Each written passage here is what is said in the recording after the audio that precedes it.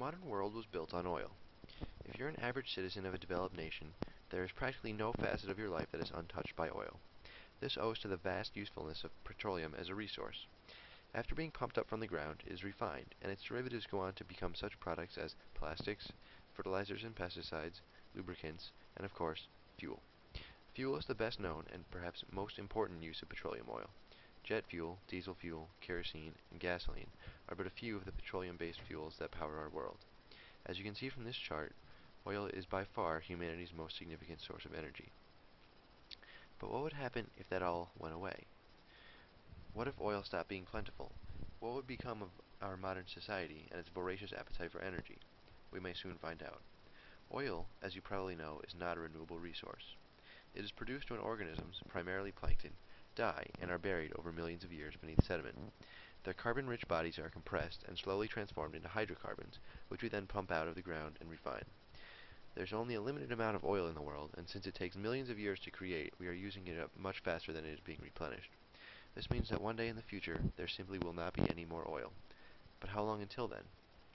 In 1956, a Shell geoscientist named M. King Hubbard applied statistical models to the production of oil in the United States and made a significant discovery. Once half the recoverable oil in a location is pumped out, production of oil in that location falls off sharply. From this, he predicted that the total production of oil in the U.S. would grow exponentially and then peak between 1965 and 1970.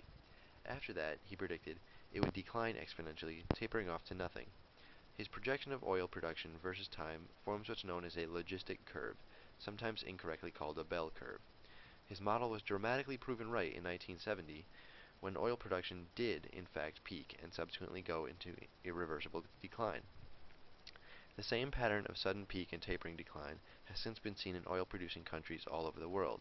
Algeria, Argentina, Australia, Cameroon, Chad, Colombia, Denmark, Egypt, Equatorial Guinea, Gabon, Indonesia, Iran, Iraq, Italy, Kuwait, Libya, Mexico, Nigeria, Norway, Oman, Peru, Romania, Russia, Saudi Arabia, Syria, Tunisia, UAE, Great Britain, the United States, Uzbekistan, Venezuela, Vietnam, and Yemen have all passed their peak oil. That's 36 out of 50 oil-producing countries in the world, some of them extremely past their peak, now pumping only half of what they once put out. These 36 countries represent more than 80% of world oil reserves, meaning that the large majority of conventional oil sources in the world are now in decline. Of the remaining 14 countries not in decline, only 7 are actually still increasing their output. Of the world's largest 21 oil fields, at least 9 have peaked. The obvious implication from all this is that total world oil production, given enough time, will follow the same pattern. But when will the big peak come? This has been hotly debated for decades by geophysicists. Hubbard himself predicted in 1974 that world oil output would peak in 1996 if trends at the time continued. However, in the late 70s and early 80s, oil consumption slumped due to changes in consumer demand and changes in policy by the OPEC cartel, and it did not retake the track that it was following prior.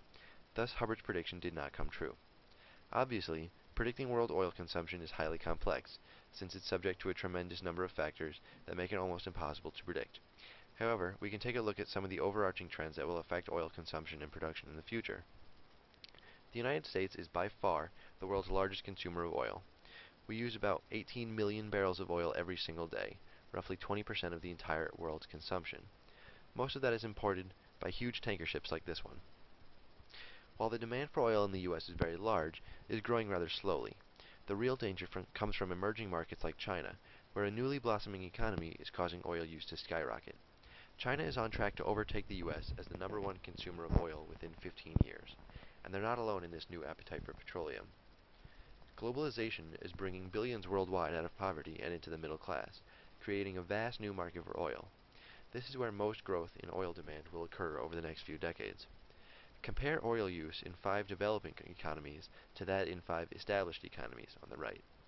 The emerging markets are soaking up oil as fast as they can, while developed countries mostly see the same moderate demand growth they've become accustomed to. The big problem here is that these developing countries are shooting towards American-level consumption rates, and there simply isn't enough to go around. The U.S. uses 20% of the oil, but only has 5% of the population. If everyone on Earth lived like an American, we would need to produce 5 times as much oil as we currently do, and that's obviously beyond possibility. You may be thinking, sure, surely there is unexplored land. There must be oil still left to discover somewhere. However, it's widely accepted that nearly all accessible petroleum in the world has been located. World oil discovery peaked in 1965, and since then, less and less oil has been found every year. Prominent oil industry analysts and businessmen have publicly stated that new accessible oil is unlikely to be found. In the words of a former chairman of the Shell Oil Company, it is pretty clear that there is not much chance of finding any significant quantity of new cheap oil. Any new or unconventional oil is going to be expensive. Note that he makes the distinction between cheap oil and unconventional oil. This is important. Conventional oil is the kind you're thinking of when you imagine a bunch of drillmen standing on an oil derrick, drilling vertically into the ground. This has been by far the largest source of oil since petroleum was first commercialized in 1859. However, it is not the only kind. In a very few parts of the globe lay enormous deposits of petroleum in the form of oil sands. The largest by far are in northern Canada and in the Orinoco River basin in Venezuela. Together, they are estimated to hold over 400 billion recoverable barrels of oil, nearly twice the estimated amount of conventional oil in the world. This would be wonderful news, but there's a problem. Conventional oil is relatively easy to recover. Drill a hole in the ground, stick down a pipe, and pump it up. Unconventional oil is much more difficult because it's thicker and heavier than ordinary oil. To get it to flow requires either pumping in steam and solvents under high pressure or physically strip mining the sand and processing it in a factory. Both of these require much more effort than conventional oil, and so unconventional oil is considerably more expensive, and production is much slower. While there's certainly enough oil deposited to serve current needs, current technology is unable to extract it fast enough and cheap enough to provide a viable replacement for conventional oil. With no salvation in sight, the big question remains, when will the peak come? The short answer is, nobody knows. The peak is the sort of thing that you can only pinpoint for sure once it's already come and gone. Predictions vary wildly from mid-2006 to the latter half of this century. Matters are only worsened by the fact that nobody can seem to agree on precise output or consumption numbers. While figures from different sources generally agree in a rough sense, they almost never coincide. Add to this the lack of transparency in reserve estimates, the highly volatile nature of the market, and the lack of centralized record keeping, and the picture becomes too muddled to do anything more than make an educated guess. But the fact is that sooner or later the peak is coming. So what can we do about it? The only thing we can do to mitigate the negative effects of the coming peak and decline of oil is to start trying to wean ourselves away from oil now before we're forced off of it. That means investing in renewable energy, biofuels, and plastics made from plant polymers. Otherwise, we will find ourselves suddenly deprived of technologies we've grown so accustomed to.